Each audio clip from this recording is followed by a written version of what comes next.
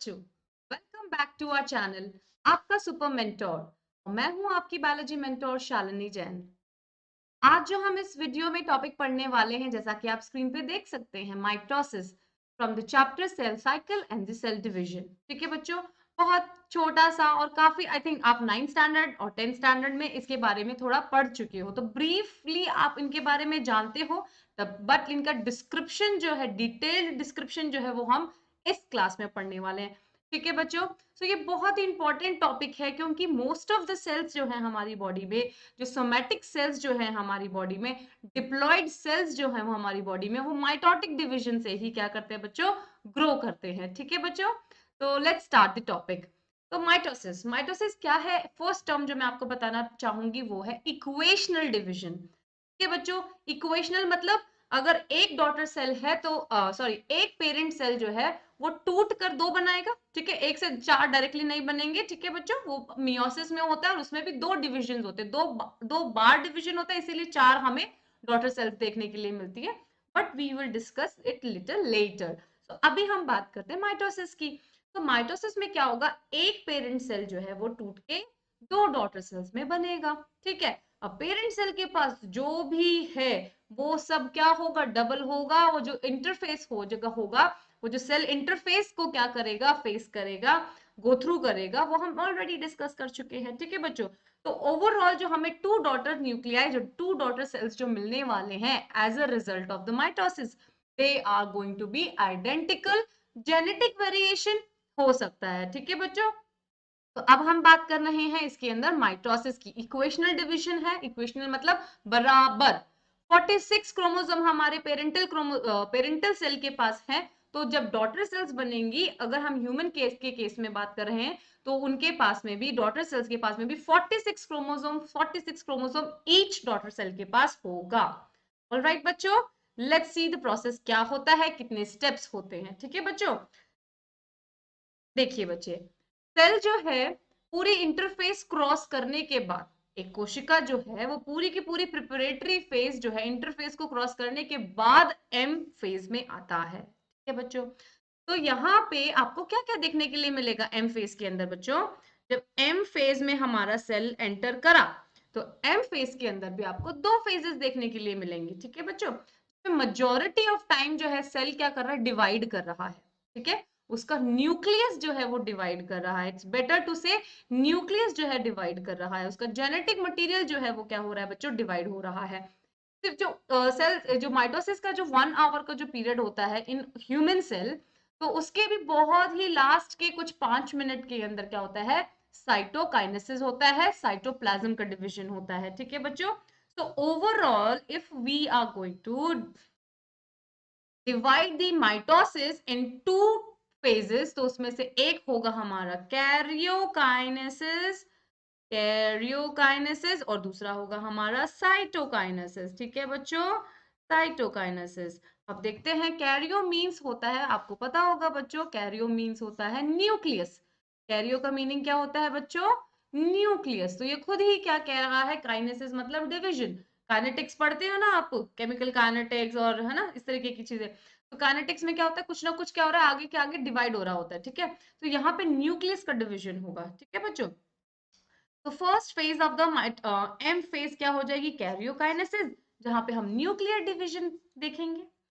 Second होगा cytokinesis, जो कि हम जहां पे पूरे टू डॉटर न्यूक्लियस हमारे पास बन चुके हैं एक सेल के अंदर, अब उसका साइटोप्लाज्म जो है उसके अराउंड में आकर डिवाइड करेगा और एग्जैक्ट टू सेल्स का फॉर्मेशन हो जाएगा। ठीक है बच्चों, सो ओवरऑल जो आप देखने वाले वो इसी स्लाइड के अंदर मेंशन हुआ है। देखिए बच्चा, ये है हमारा न्यूक्लियर डिवीजन, ये है हमारा टोटल एम फेज में, यहां से स्टार्ट होकर एम फेज यहां तक चल रहा है बच्चों। सो ये एम फेज का यहाँ पे है, ये कैरियोकाइनेसिस हुआ है ये। ठीक है, और यहाँ पे बचे हुए टाइम पीरियड के अंदर होगा हमारा साइटोकाइनेसिस। बहुत ही शॉर्ट लाइफ स्पेन का होता है, शॉर्ट टाइम पीरियड का होता है साइटोकाइनेसिस। ठीक है बच्चों, अब बात करते हैं कि हमारे, ये कुछ एक्स्ट्रा स्लाइड्स हैं। हाँ, अब हम बात करेंगे कि हमारे जो माइटोसिस के अंदर कैरियोकाइनेसिस जो हम पढ़ेंगे, उसके कितने स्टेप्स होते हैं। के बारे में बात करेंगे। तो पहले हम पढ़ लेते हैं कि कहाँ पे माइटोसिस के बारे में क्या बताया गया है, ठीक है। So it is a cell division, it is the cell division occurring in the somatic cells. के बाद बच्चों, it is also called equational division, बात कर चुके हैं, ठीक है बच्चों। इक्वल नंबर में क्रोमोसोम्स का डिस्ट्रीब्यूशन होगा between the two daughter nuclei, ठीक है। Mitosis is generally seen in the diploid cell. Diploid cell का मतलब है 2n सेल। हमारे ह्यूमन के डिप्लॉइड सेल कितना होगा, 2n होगा, ठीक है बच्चों। It also occurs in haploid cells के अंदर भी देखने के लिए मिलता है, जर्मिनल सेल्स के अंदर भी देखने के लिए मिलता है, लेकिन कब, जब मियोसिस कंप्लीट हो जाता है, हमारा गैमीट फॉर्मेशन हो जाता है उसके बाद, ठीक है बच्चों। और some lower plants and social insects के अंदर भी देखने के लिए मिलता है, ठीक है, सम सोशल इंसेक्ट्स।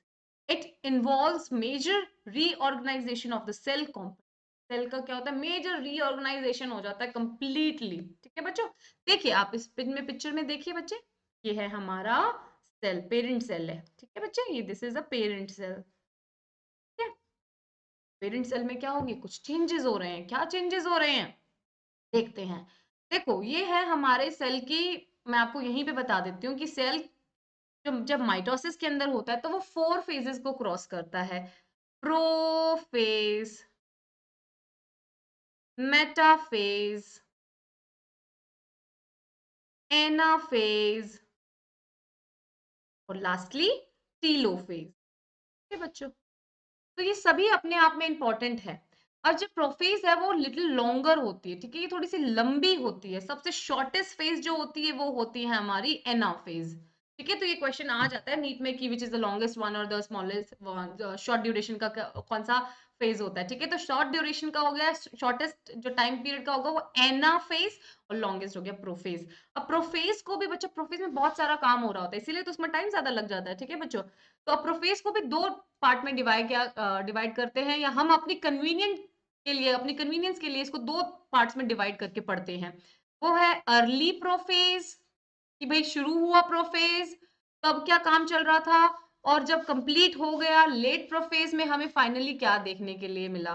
तो बच्चों देखो, एक तो ये सिर्फ हमारी कन्वीनियंस के हिसाब से इसको हमने क्या कर रखा है, डिवीजन कर रखा है। ओवरऑल सेल तो कंटिन्यूअसली डिवाइड करे जा रहा है, उसको थोड़ी ना पता है कि मैं अभी ये फेज करूंगा, फिर सेकंड ये फेज करूंगा, फिर मैं थर्ड इस फेज में जाऊंगा, नहीं। तो वो प्रोसेस क्या है, कंटिन्यूशन। जैसे कि हमारी ग्रोथ जो है वो कंटिन्यूस है, bond till the time we bond से लेके डेथ तक हमारा कंटिन्यूशन चल रहा है। वो हमने हमारी कन्वीनियंस के हिसाब से, हम उनको अच्छे से पढ़ सके तो हमने उसकी क्या बना रखी है, ग्रोथ फेज बनाई है, रिप्रोडक्टिव फेज बनाई है, सेनाइल फेज बनाई है, ठीक है।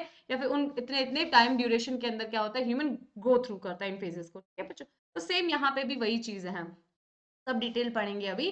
तो अब देखो बच्चे, यहाँ पे देखो प्रोफेज की ये अर्ली प्रोफेज देखने के लिए मिल रहा है, जहां पे आपको क्या मिलेगा, क्रोमोसोम्स जो क्रोमेटिन्स जो होते हैं अर्ली प्रोफेज के अंदर, वो क्या होते हैं, कंडेंस होना शुरू करते हैं, ठीक है बच्चों, कंडेंस होना शुरू करते हैं। और फिर यहाँ पे लेट प्रोफेज में आते आते न्यूक्लियर मेम्ब्रेन डिसअपियर हो जाती है, क्योंकि सेल जो है, न्यूक्लियस का डिवीजन जब होना है तो क्रोमोसोम्स जब जब क्या करेंगे, कैसे डिवाइड होंगे, अगर न्यूक्लियर मेम्ब्रेन बनी रहेगी तो वो न्यूक्लियस से बाहर कैसे जाएंगे, 2 न्यूक्लियस कैसे बनेंगे बच्चे। तो न्यूक्लियर मेम्ब्रेन कंप्लीटली डिसअपियर हो जाती है, साथ में हमारे क्रोमोसोम्स काफी कंडेंस हो जाते हैं, बहुत एकदम इनिशियली इतने ढीले, इतने इस तरीके से पड़े हुए होते हैं, ठीक है। कहाँ पे, जब सेल साइकिल एंटर करता है तो फिर प्रोफेज, अर्ली प्रोफेज में ये थोड़े से क्या होते हैं, कंडेंस होना शुरू होते हैं। लेट प्रोफेज में क्या होते हैं बच्चों, ये थोड़े और कंडेंस होते हैं। लेकिन एक्चुअल कंडेंसेशन, जो एक्चुअल स्ट्रक्चर ऑफ क्रोमोसोम जो है वो बेटा जो कुछ इस प्रकार की जो होती है, वो हमें मेटाफेज में देखने को है, ठीक है बच्चों। देखिए यहाँ पे क्रोमोसोम्स कंडेंस हो रहे हैं, न्यूक्लियर मेम्ब्रेन डिसअपियर हो रही है, ये है हमारा अर्ली, ये हमारा प्रोफेज ही बताया बच्चों इसके अंदर इन्होंने, ठीक है। और ये है हमारा मेटाफेज, मेटाफेज है ये। और यहाँ मेरी पिक्चर के पीछे यहाँ पे आपका एनाफेज है, जो कि शॉर्टेस्ट टाइम पीरियड के लिए चलता है। एंड लास्टली ये है टीलोफेज। और यहाँ पे आप देख सकते हैं इस पिक्चर में 2 इंडिविजुअल न्यूक्लियस दिख रहे होंगे आपको, ठीक है। और यहाँ पे हमारा कैरियोकाइनेसिस खत्म हो गया है, अब जाके यहाँ साइटोकाइनेसिस शुरू हो रहा है, और साइटोकाइनेसिस के बाद ये इंडिविजुअल डॉटर सेल्स की तरह बिहेव करेंगी। ऑलराइट बच्चों, तो अभी हम इस पूरे प्रोसेस को धीरे धीरे होले होले समझेंगे। ओके, तो गो अहेड। देखिए बच्चे, karyokinesis of mitosis has four stages.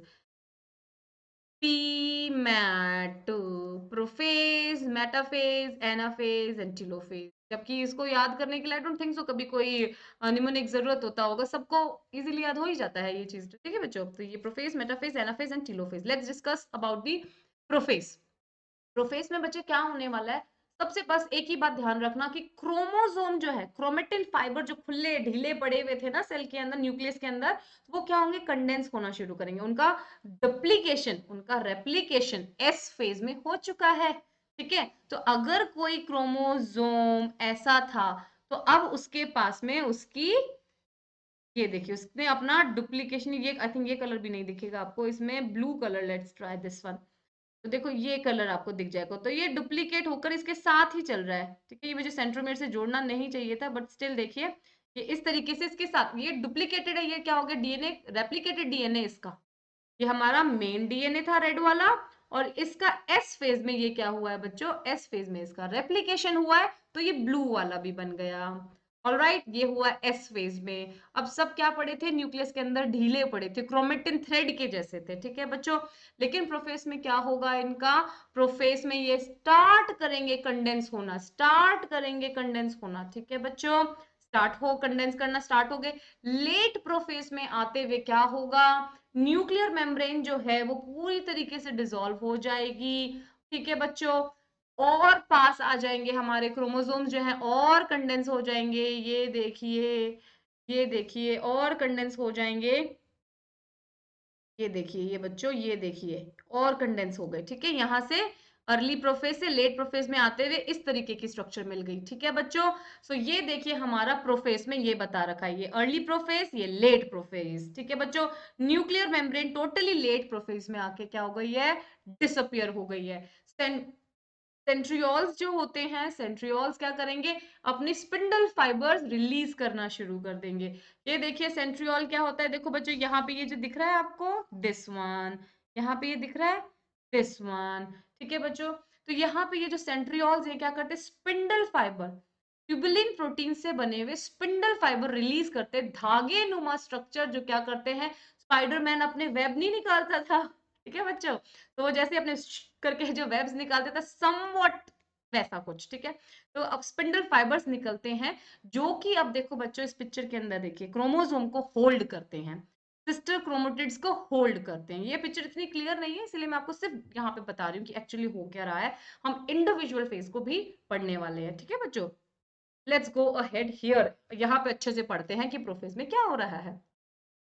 देखिए ये है हमारा प्रोफेज में न्यूक्लियस, अर्ली प्रोफेज। बच्चों ये क्या है, मेरी फोटो के पीछे आई थिंक ये हाइड हो गया होगा, but this is the early prophase. ठीक है, अर्ली प्रोफेज में ये है हमारा होल सेल, ये सेल, ये इसकी सेल मेम्ब्रेन, ये साइटोप्लाज्म, ये है न्यूक्लियस, न्यूक्लियर मेम्ब्रेन, और ये है अंदर हमारे क्रोमेटिन्स। अभी तो ये क्रोमोसोम नहीं बने हैं। ठीक है, और क्रोमेटिन थ्रेड है, लेकिन आपको दिख रहा होगा दो दो है, दो दो है। ब्लू के भी आपको दो स्ट्रैंड्स दिख रहे होंगे, रेड के भी आपको दो स्ट्रैंड्स दिख रहे हैं। तो इसका मतलब है ये एस फेज से अपना डुप्लीकेशन करवा के, अपना रेप्लिकेशन करवा के आए हैं। I hope this is very very clear. ठीक है, इन्होंने क्या किया, दो ब्लू को एक साथ दिखा दिया, दो रेड को एक साथ दिखा दिया। ठीक है, हम क्या करने वाले, मैं आपको बता रही हूँ, देखो ये बनाया मैंने एक क्रोमोसोम जो कि पेरेंट का क्रोमोसोम था। ठीक है बच्चों, और जो डुप्लीकेट होकर आया है वो हमारा ब्लू वाला हुआ है, मतलब इसने एस फेज में अपना जैसा डीएनए बनाया है, कुछ इस प्रकार। ठीक है बच्चों, बात समझ में आई। तो ये इस तरीके से कंडेंस होना शुरू करेंगे, कंडेंस होना शुरू करेंगे प्रोफेज में। न्यूक्लियर मेम्ब्रेन बच्चों क्या होगी, डिसअपियर होगी। ठीक है बच्चों, ये इंटरवाइंड एक दूसरे के अंदर उलझे पड़े थे ना, तो सुलझेंगे और पास में आएंगे। ठीक है बच्चों, this is the early phase. अब देखो कैरेक्टरिस्टिक इवेंट्स क्या क्या होंगे। अब देखो एग्जैक्टली लेट प्रोफेज में आपको क्या देखने के लिए मिलेगा कि nuclear membrane almost all disappear हो चुकी है। ठीक है, क्रोमेटिड्स देखिए अब कितने ज्यादा कंडेंस दिख रहे हैं, रेड रेड देखिए आपको कितने कंडेंस दिख रहे हैं। ये सबका सब हमारे 46 क्रोमोसोम सब के सब एक साथ कंडेंस हुए हैं, और 46 सभी इंडिविजुअल क्रोमोसोम के पास में क्या है बच्चों, अपना कॉपी डीएनए है। ठीक है, उसके पास अपना कॉपी डीएनए जो कि सेम क्रोमेटिड सेंट्रोमियर से क्या है बच्चों, ज्वाइन है सारे। ठीक है, सो लेट्स रीड क्या हो रहा है इसके अंदर। Chromosomal material that is chromatin fibres are untangled, क्या होंगे, एक दूसरे से खुलेंगे, ढीले होंगे। ठीक है बच्चों, अलग होंगे, अनटैंगल्ड का मतलब सुलझना। तो then and condense to form mitotic chromosome. पहले क्या होंगे, जो लूज लूज से अनटैंगल्ड होंगे, अनटैंगल्ड होने के बाद वो कंडेंस होना शुरू। ठीक है बच्चों, they are seen to be composed of two chromatids attached together at the centromere। यही बात पढ़ी थी ना बच्चों, अभी हमने क्या बताया था आपको कि एक ही सेंट्रोमियर से, centromere going to be the one, centromere going to be one between two sister chromatids. ये है इस तरीके से, ये स्ट्रक्चर हमें कहाँ देखने मिलेगी, प्रोफेज में देखने मिलेगी। तो ये प्रोफेज का कैरेक्टरिस्टिक फीचर हो गया बच्चों, इस बात को हमें मेंशन करना ही करना है। ऑलराइट, नेक्स्ट है centrosome begin to move towards the opposite pole. देखो बच्चे यहाँ पे ना, यस, यहाँ पे ना दो ऐसे ड्रम लाइक स्ट्रक्चर्स होते हैं जो एक दूसरे के परपेंडिकुलर पड़े हुए होते हैं। ठीक है बच्चों, उन्हें बोलते हैं हम सेंट्रियोल्स। ठीक है, और ये दोनों का स्ट्रक्चर जब एक माइक्रोबॉडीज के साथ में मिलता है तो वो सेंट्रोसोम कहलाता है। ठीक है, तो ये दोनों एक दूसरे से पहले डुप्लीकेशन इनका हो चुका है, इनका भी एस फेज में ही डुप्लीकेशन होता है। ठीक है, तो अब ये क्या कर रहे होते हैं, अब ये क्या कर रहे होते हैं, ये एक दूसरे से ऑपोजिट पोल में जाते हैं। ये जाएगा यहाँ पे और ये आएगा नीचे। तो एक ऊपर पोल पे पहुंचेगा, एक नीचे पोल पे पहुंचेगा। काम क्या करना है इनका, स्पिंडल फाइबर्स रिलीज करेंगे और वो क्रोमोसोम्स को पकड़ के, होल्ड करके और अलग अलग न्यूक्लियाई बनाने में काम करेंगे। ठीक है बच्चों, तो ये भी इंपॉर्टेंट पॉइंट हो गया कि centrosome begin to move towards the opposite poles of the cell. each centrosome radiates out microtubules called esters। Radiate का मतलब क्या होता है, रेडिएशन निकलती है जैसे, वैसे इसका रेडिएट वर्ड है कि यहाँ से अब ये जो ऑपोजिट पोल पे पहुंच जाएंगे तो इस तरीके से ना, ये देखिए, ये पहुंच गया, एक हमारा ऊपर की तरफ बन गया। ठीक है, ये ऑपोजिट पोल पे पहुंच गया, तो इस तरीके से ये स्पिंडल फाइबर रिलीज करेंगे, रेडिएट करेंगे। ठीक है बच्चों, two esters together with the spindle fibers form mitotic apparatus। ये पूरा का पूरा नीचे जाकर क्या बनाएगा, apparatus बनाएगा। हम दिखाते हैं आपको। cells at the end of the prophase do not show Golgi body। Golgi body नहीं मिलेगी, ये पॉइंट याद रखना। Golgi body और endoplasmic reticulum, nucleolus and nuclear envelope, ये चारों चीजें जो हैं प्रोफेज एंड में क्या होती है, डिसअपियर हो जाती है टोटली। ये एक कैरेक्टरिस्टिक फीचर है, अभी बताते हैं ऐसा क्यों होता है। देखो बेटा, क्या हो गया, एंडोमेम्ब्रेन सिस्टम बताया था आप लोगों को मैंने। एंडोमेम्ब्रेन सिस्टम का मतलब है कि सेल के अंदर मेम्ब्रेनस नेटवर्क प्रेजेंट है, जो कि है हमारा ईआर है, में हमारा गोल्जी बॉडी है, वेक्यूल्स भी पढ़े थे, लाइसोसोम भी पढ़े थे। तो ये हमारे सेल के अंदर क्या है बच्चों, नेटवर्क की जैसे फैले हुए, एकदम गुच्छम गुच्छा हो रहा है सारा मामला। ठीक है, तो अगर इस केस में अगर ये ऑर्गेनेलीज डिसअपियर नहीं होते तो हमारे सेल के अंदर जो स्पिंडल फाइबर्स जाएंगे क्रोमोसोम को होल्ड करने के लिए, तो वो पॉसिबल, वो जो एग्जैक्ट होल्डिंग ऑफ क्रोमोसोम होना चाहिए स्पिंडल फाइबर के द्वारा, वो नहीं हो पाएगा। तो जितनी खाली जगह होगी सेल के अंदर, जितने ऑर्गेनेलीज कम होंगे न्यूक्लियस के अंदर, तो क्या होगा, न्यूक्लियस ने न्यूक्लियर मेम्ब्रेन डिसअपियर कर दी, इसका मतलब अब वो साइटोप्लाज्म में आ चुका है। I hope this point is very clear. अब ध्यान से सुनिए, न्यूक्लियर मेम्ब्रेन डिसअपियर हो गई है। ठीक है, तो हमारा जो जेनेटिक मटेरियल है वो साइटोप्लाज्म में है। अगर वहां पे हमारा ईआर पड़ा हुआ है, वहां हमारा गोल्जी कॉम्प्लेक्स पड़ा है, न्यूक्लियोलस है, न्यूक्लियर एनवेलप, ये सब चीजें अगर पड़ी रहेंगी तो स्पिंडल फाइबर्स कैसे क्रोमोसोम को ढूंढकर एग्जैक्ट के पास अटैच होंगे। ठीक है बच्चों, सो इसीलिए इस पॉइंट का यहाँ मेंशन करना जरूरी है दैट गोल्जी कॉम्प्लेक्स और you can say Golgi body और एंडोप्लाज्मिक रेटिकुलम, न्यूक्लियोलस और न्यूक्लियर मेम्ब्रेन सब डिसअपियर हो जाता है। तो सारा गुचपुच वाला मामला हमारा खाली हो चुका है। जो सेंट्रियोल्स जो है, जो एस्टर रेज जो हमारे स्पिंडल फाइबर्स रिलीज कर रहे हैं, वो एग्जैक्टली हमारे सेंट्रोमियर के थ्रू, जो सेंट्रोमियर के ऊपर काइनेटोकोर्स होते हैं, उससे जाके इजीली अटैच करेंगे और हमारे क्रोमोसोम को होल्ड करेंगे। ठीक है बच्चों, डायग्राम में ये चीज और अच्छे से क्लियर होगी। तो this point has to be here only. ये पॉइंट जो है यहाँ पे मेंशन करना very very important and very very necessary.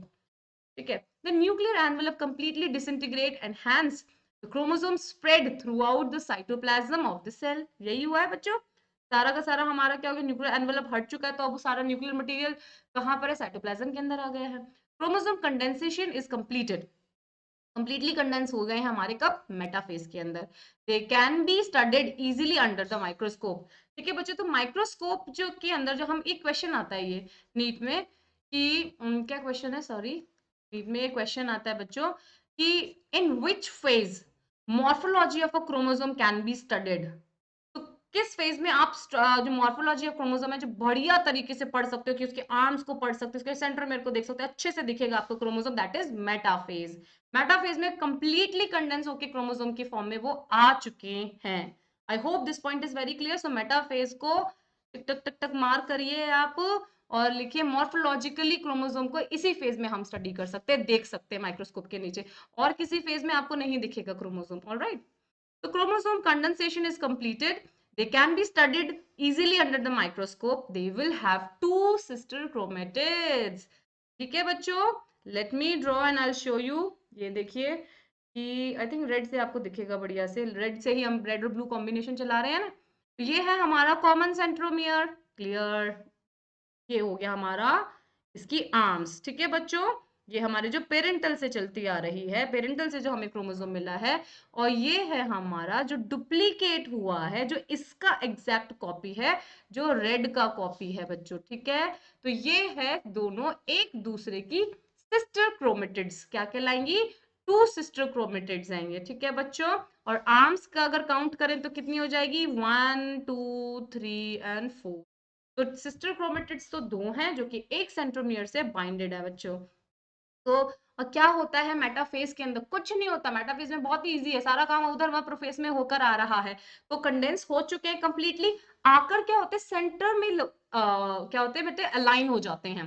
ये अगर हमारा अगर this is, if this is the cell, तो सेल के सेंटर में सारे क्रोमोसोम क्या हो जाएंगे बच्चों, अलाइन हो जाएंगे। जो हमारे ये इस प्रकार के जो दिख रहे हैं क्रोमोसोम, आपको सेंटर में अलाइन होते हुए दिखेंगे।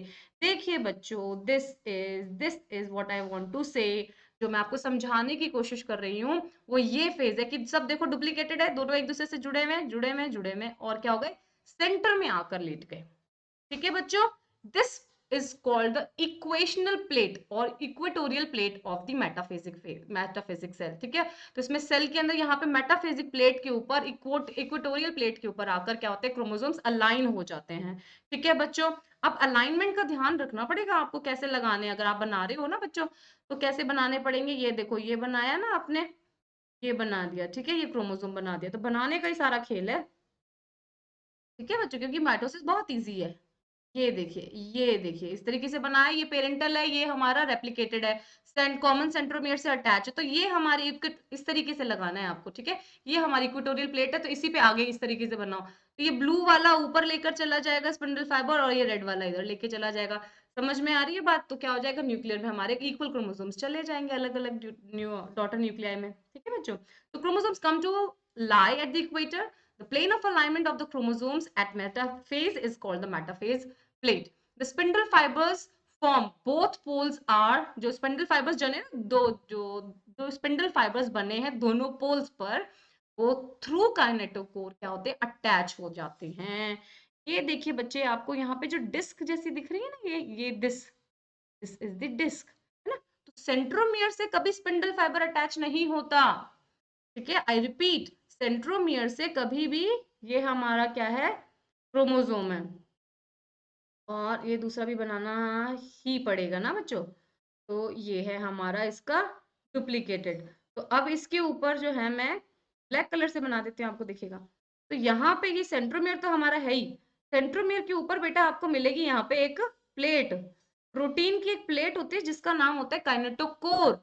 तो इस काइनेटोकोर से हमारे स्पिंडल फाइबर्स जो है ना बच्चे अटैच होते हैं। तो this point has to be remember, ध्यान रखना है। तो और इस तरीके से मेटाफिजिक प्लेट में आके जुड़ गए, मेटाफिजिक प्लेट में आके जुड़ गए। अब नेक्स्ट में क्या होगा, नेक्स्ट में कुछ नहीं होगा। और देखो स्पिंडल फाइबर्स कैसे एक दूसरे से अटैच, देखिए सिंगल सिंगल सिंगल सिंगल, ठीक है, अटैच करके क्रोमोसोम को होल्ड करके बैठे हैं। Next phase is the smallest shortest phase है। ठीक है, तो अब इस फेज में क्या होगा, ये है हमारी शॉर्टेस्ट। अब इसमें कुछ नहीं हुआ, सिंपल इजी हुआ है। देखो क्या हुआ है, जो क्रोमोसोम्स आके अलाइन हुए थे ना, ये जो क्रोमोसोम्स हमारे इस तरीके से अलाइन हुए थे, तो अब यहाँ पे ये अलाइन होकर सेंटर मेटाफिजिक प्लेट पे पड़े हुए। एक्चुअली मुझे इस तरीके से दिखाना चाहिए, ठीक है। तो अब क्या होगा, ये ऑपोजिट चले जाएंगे। स्पिंडल फाइबर क्या करेगी, अपनी स्पिंडल को रिट्रैक्ट करेगी, पुल करके पोल्स पे लेके चली जाएगी। तो अगर, क्योंकि हम स्पेस इस तरीके की शेप दिखा रहे हैं, ठीक है, तो एनाफेज में क्या हो रहा है, ये सेंट्रोमियर से जुड़े हुए हैं, यहाँ पे स्पिंडल फाइबर काइनेटोकोर के थ्रू जुड़ा हुआ है, वो नीचे वाले को पुल करेगा, ये ऊपर वाले को पुल करेगा, and it will go to the opposite pole. So अपने अपने क्रोमोसोम्स जो है वो अलग अलग पोल्स पे पहुंच चुके हैं। This is the shortest one, और कुछ नहीं हुआ है इस एनाफेज के अंदर, ठीक है बच्चों। तो देखिए, it is the shortest phase, sorry, it is the shortest phase. Centromere of each chromosomes divide longitudinally, resulting in the formation of two daughter chromatids or the chromosomes of the future daughter nuclei. As the spindle fibers contract, spindle fiber क्या होंगे, contract होगा। पहले मैं सोचती थी कि कैसे ऊपर की तरफ जा रहे हैं, तो एक्चुअली क्या हो रहा है, वो कॉन्ट्रैक्ट हो रहे हैं, ठीक है। And the chromatids move from the equator to the opposite pole, पहुंच गए। तो ये क्या हो गया, डिवीजन हो गया। देखिए बच्चे, आपके एनसीईआरटी वाला भी देखिए पिक्चर डाल रखी है यहाँ पे, इस तरीके का एनसीईआरटी में दिखा रखा है आपके, ठीक है। तो अच्छा, एक बात ध्यान रखना पड़ेगा कि जब ऊपर की तरफ पुल हो रहे हैं तो ऐसे फ्लैट ऊपर नहीं जाएंगे। अब देखो, ये मेरे पास दोनों रिजिड बॉडीज है, तो मैं इसको आपको ऐसे मोड़ के नहीं दिखा सकती हूँ, ठीक है। तो ये जब ऊपर की तरफ जा रहे हैं ना, तो क्या होगा, सेंट्रोमियर इस तरीके से, this is the centromere. So the trailing, ये जो हमारे क्रोमोसोम्स की जो आर्म है, जो हमारे सिस्टर क्रोमेटिड्स की जो आर्म्स है, they are trailing behind, and the centromere is facing towards the pole होगा, facing towards the centromere centre. तो इस तरीके से आई डोंट नो कैसे मैं आपको बताऊं बच्चों, तो इस तरीके से क्या होंगे कि ऊपर से इस तरीके से ऐसे जा रहे हैं, ठीक है, लाइक दिस। तो ये एक तो हो गई आर्म्स हो गई, और ये हो गया हमारी सेंट्रोमियर, ठीक है, you can see in the picture. तो इस चीज का ध्यान रखिएगा। Lastly that is the telophase. क्या हो गया, जो सब हमारा प्रोफेज में डिसअपियर हुआ था, वो सब हमारा रीअपियर हो जाएगा। वहां पे क्या हुआ था, कंडेंस हुआ था, यहाँ पे क्या हो जाएगा, डीकंडेंस होगा। गोल्जी कॉम्प्लेक्स वहां पे डिसअपियर हुआ था, यहाँ पे रीअपियर होगा। ईआर वहां डिसअपियर हुआ था, यहाँ पर वापस से बनेगा। और न्यूक्लियर मेम्ब्रेन फाइनली हमारे पास क्या हो जाएगी, रीअपियर हो जाएगी। तो this point is very very clear.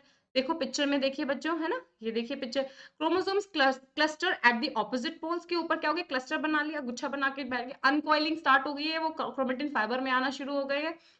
Nuclear envelope assembles around the chromatin. अब न्यूक्लियर हमारा, ये देखिए कुछ क्लियर नहीं है ना, इसीलिए इन्होंने इस तरीके से दिखाया। तो ये इस तरीके से, ये इस तरीके से, ये क्या हो रहा है, ये हमारे क्या हो रहा है, डीकंडेंस हो रहे हैं, ठीक है बच्चों, डीकंडेंस। तो न्यूक्लियर मेम्ब्रेन जो टूटी हुई थी वो वापस से जुड़ गई है, और हमारे टू डॉटर न्यूक्लियाई जो एग्जैक्ट हमें दिख सकती हैं।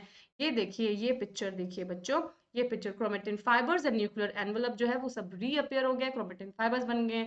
अब कुछ नहीं, हमारा मेटाफेज कंप्लीट है, ठीक है बच्चों। अब जो सेल है वो क्या करेगा, साइटोकाइनेसिस करेगा, साइटोप्लाज्म का डिवीजन करके टक टक two daughter cells are ready. Alright, तो यहाँ पे हमने कितने स्टेप्स पढ़े मेटाफेज के, मेटाफेज के हमने पढ़े हैं prophase, metaphase, anaphase and telophase. Sorry, मैंने माइटोसिस बोलना था। माइटोसिस के हमने 4 फेजेस पढ़े, that is prophase, metaphase, anaphase and that is telophase. I hope it is very very clear. कोई प्रॉब्लम हो, कोई क्वेश्चन आपके माइंड में रेज होता है, तो do comment me, ask me any time, and like my video and subscribe our channel. Thank you so much. We'll see you in the next video. This is all about the mitosis. बहुत easy था, short था. Next हम इसके significance पढ़ेंगे, cytokinesis पढ़ेंगे in the next video. Thank you.